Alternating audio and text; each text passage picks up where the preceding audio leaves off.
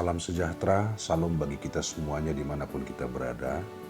Firman Tuhan bagi kita pada Minggu Trinitatis tanggal 7 Juni 2020 dari kitab Kejadian pasal 1 ayat 26 hingga 31, demikian firman Tuhan.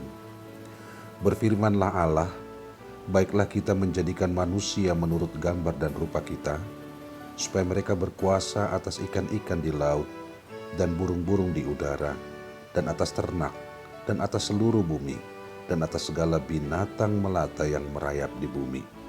Maka Allah menciptakan manusia itu menurut gambarnya.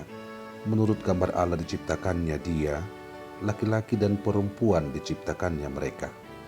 Allah memberkati mereka, lalu Allah berfirman kepada mereka, beranak cuculah dan bertambah banyak, penuhilah bumi dan taklukkanlah itu, berkuasalah atas ikan-ikan di laut, dan burung-burung di udara, dan atas segala binatang yang merayap di bumi. Berfirmanlah Allah, lihatlah aku memberikan kepadamu segala tumbuhan-tumbuhan yang berbiji di seluruh bumi, dan segala pohon-pohonan yang buahnya berbiji, itulah akan menjadi makananmu. Tetapi kepada segala binatang di bumi, dan segala burung di udara, dan segala yang merayap di bumi, yang bernyawa, kuberikan segala tumbuhan-tumbuhan hijau, menjadi makanannya, dan jadilah demikian. Maka Allah melihat segala yang dijadikannya itu sungguh amat baik. Jadilah petang dan jadilah pagi, itulah hari ke-6. Saudara-saudara, manusia adalah ciptaan Allah, bukan hasil evolusi. Manusia adalah imago Dei, rupa dan gambar Allah. Manusia adalah sentral ciptaan Allah, di mana manusia memiliki keunikan dan superioritas atas ciptaan yang lain, yang diungkapkan dengan 3 cara. Secara mental, manusia Tuhan ciptakan sebagai makhluk rasional, sehingga manusia mampu berpikir, memilih, dan bertindak. Secara moral, Tuhan menciptakan manusia dalam kebenaran dan dalam ketidakberdosaan, sehingga hati nurani yang Tuhan berikan menjadi kompas moral bagi manusia. Secara sosial, manusia Tuhan ciptakan untuk dapat bersekutu, berinteraksi dan memiliki relasional, keterhubungan dan keterkaitan dengan yang lain. Yang luar biasanya, sebelum Allah menciptakan manusia, Tuhan Allah sudah terlebih dahulu menciptakan yang lain, menyediakan kebutuhan manusia. Sehingga providensia atau pemeliharaan Allah sudah ada sebelum manusia ada. Dan hal itu sepanjang masa. Manusia Tuhan ciptakan bukan tanpa tujuan tentunya. Manusia diberi kuasa, tugas, tanggung jawab untuk memelihara ciptaan lain. Memelihara bukan mengeksploitasi. Manusia juga diberkati, tentunya berkat rohani dan jasmani. Manusia dicipta menurut rupa dan gambar Allah adalah juga untuk membebaskan manusia dari perbudakan kelas sosial. Karena semuanya manusia sama di hadapan Tuhan Sang Pencipta. Saudara-saudara, Allah yang Tritunggal menciptakan manusia memiliki dimensi fisik dan non-fisik, roh, jiwa, pikiran, dan kehendak. Jauh di dalam lubuk diri manusia, Tuhan Allah memberikan roh.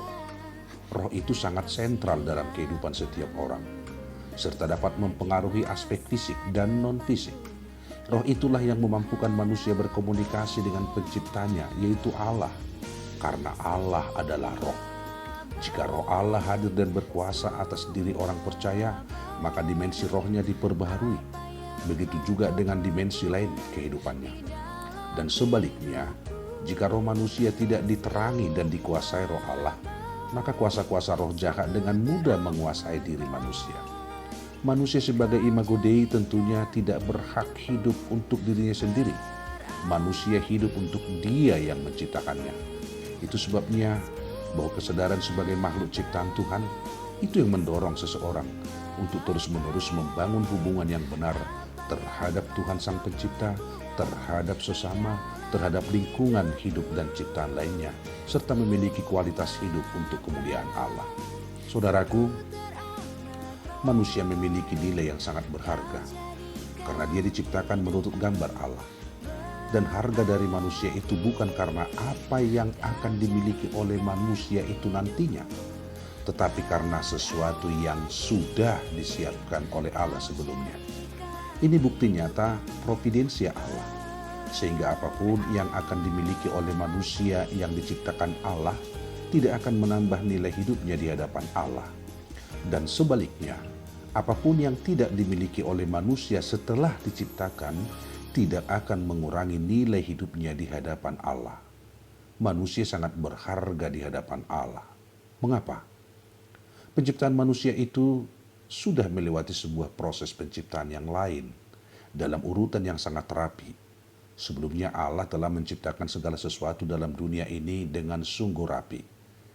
Dan puncak dari penciptaan itu adalah ketika Dia menciptakan manusia.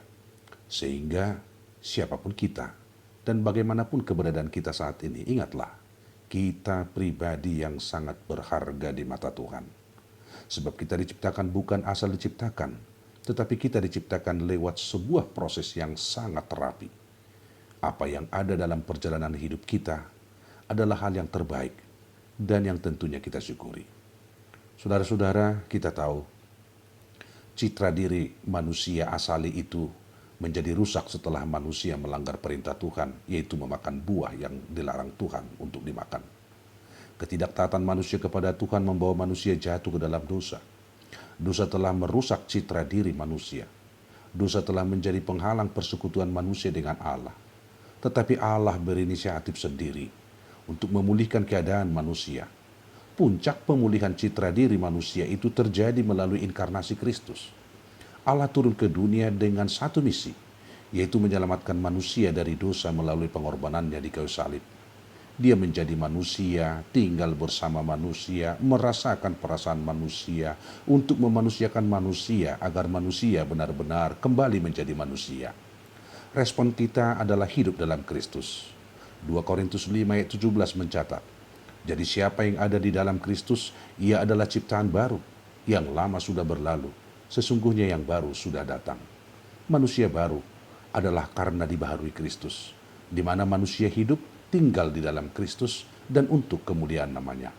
Manusia baru tentunya kuat dan mampu untuk hidup dalam berbagai keadaan yang terjadi, secara khusus seperti wabah yang sedang mewabah saat ini. Tatanan baru kita sikapi dan kita hidupi dalam ketaatan kepada Kristus, dan selalu merefleksikan dan menyatakan kehendak Tuhan dalam berbagai aspek kehidupan kita. Kita imani firman Tuhan dalam Efesus 2 ayat 10. Karena kita ini buatan Allah, diciptakan di dalam Kristus Yesus untuk melakukan pekerjaan baik yang dipersiapkan Allah sebelumnya. Ia mau supaya kita hidup di dalamnya. Sebagai ciptaan Allah, gambar dan rupa Allah, tentunya terpancar kasih Allah dalam dan dari kehidupan kita, kapan saja dan di mana saja. Amin. Shalom, selamat hari Minggu.